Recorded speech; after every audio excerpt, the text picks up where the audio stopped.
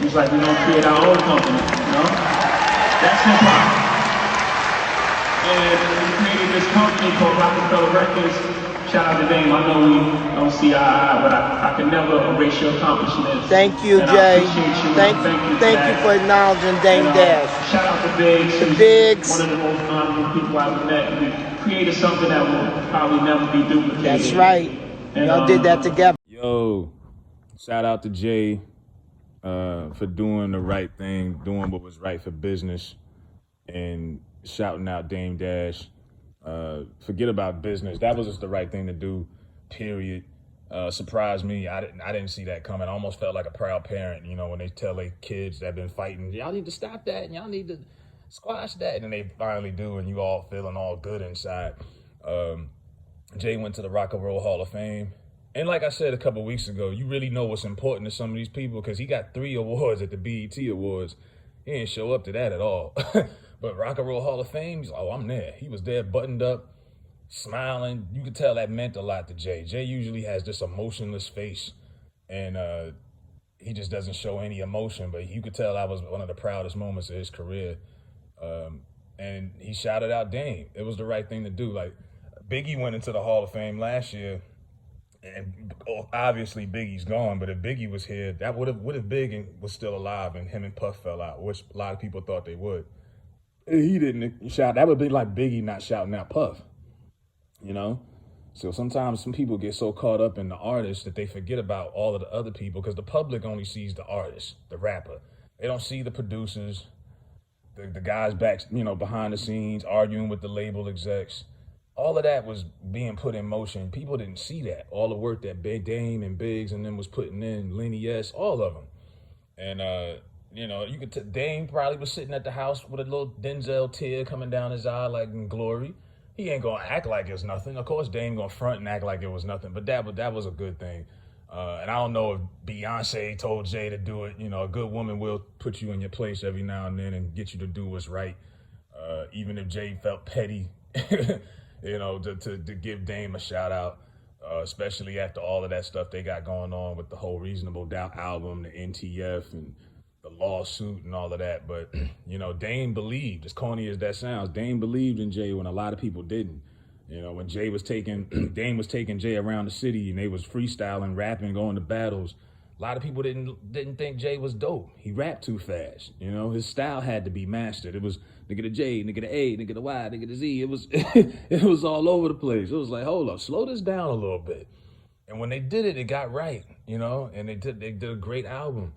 It took 3 years for that album to go platinum. And to see it getting this recognition, 25 years later, and he just happens to be in the Hall of Fame 25 years later, that was pretty cool. Now, see, Jay has this reputation to the public that he's this buttoned up businessman who just he's too good to acknowledge certain people and get in the trenches and get dirty with the other cats. But in reality, like for example, like the narrative is 50 Cent ruined New York City hip hop, but everybody 50 had an issue with, Jay had an issue with previously.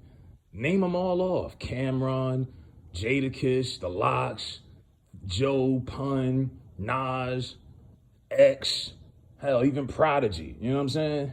And the only people Jay ever dropped was Prodigy. He dropped 50's name once and Nas. So the public just sees those three. But it's like, bro, a lot of people Jay had issues with, but you didn't know unless you paid attention. He got Beanie Siegel to handle Jadakiss. He never responded to Cam. You know, Jay just comes from that era where you didn't name drop. You kind of just subliminally got your shit off, like when he dissed Game on Funk Flex interview, the Funk Flex freestyle. And, you know, he comes from that era. Biggie did that too. You know, listen to Kick in the Door. Biggie was coming at a lot of niggas. But you wouldn't have known unless you paid attention really and understood the timeline and everything.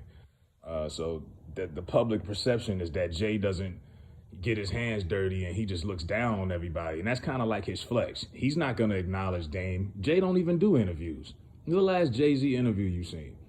Like real interviews.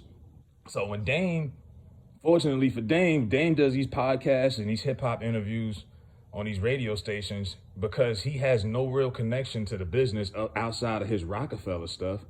They got to ask him about it. And yeah, he gets upset. He gets upset, but they have to ask him about it. It's a part of his legacy, and that's what connected him to the hip hop. He's not an artist. He's not a producer. He ain't got no new album for you. He's out of the business. And you can see it frustrates him sometimes. It's like, yo, y'all still talking about this? Y'all still on that? Like, y'all, and it's frustrating. Now, Jay, he don't go through that. Jay's not on social media.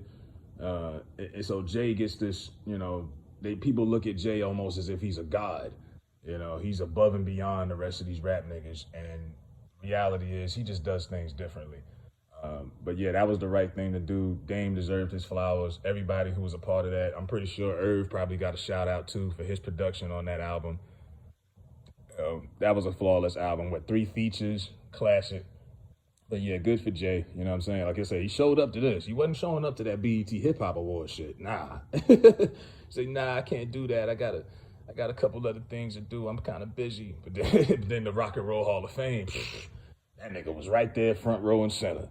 You see what I'm saying? It shows you what really matters to people. People make time for stuff that really is important to them. And stuff that's not important to them, they blow it off or whatever. So that's what that is. So congratulations to Jay-Z. And yeah, that was the right thing to do, man, to give Dame his flowers, because Dame needed that, And a lot of people look at Dame like he's just this bitter, old, disgruntled partner. And Dame is not a billionaire. So yeah, he wanted to sell his part of Reasonable Doubt. He wants his money. He wants his due. He deserves that. Biggs, everybody. What's wrong with that? But it's just the perception of the public. But I don't think Dame is a bad guy. I think he's just misunderstood. And, he's an old school Harlem cat. And that's just how he moved. But you can't take nothing away from what he did for Jay-Z, because Jay-Z's career is not the same without Dame Dash. When they went on that when Rockefeller boycotted the Grammys, who you think was behind that? That was Dame. Now, 20-something years later, they work with the Grammys and they do the Rock Nation brunch. It's a lot of things. That's like saying would Biggie's career been the same without Puff? It wouldn't have. Great artist. Who's to say Big still wouldn't have been that dude? But you can't. It's like peanut butter and jelly. Like Dame without Jay is like Big without Puff. It's like Snoop without Dre. I don't think none of those cats' careers would have been the same without that person on the side. So good for Jay. Let me know what y'all think in the comments. I'm out. Happy Halloween.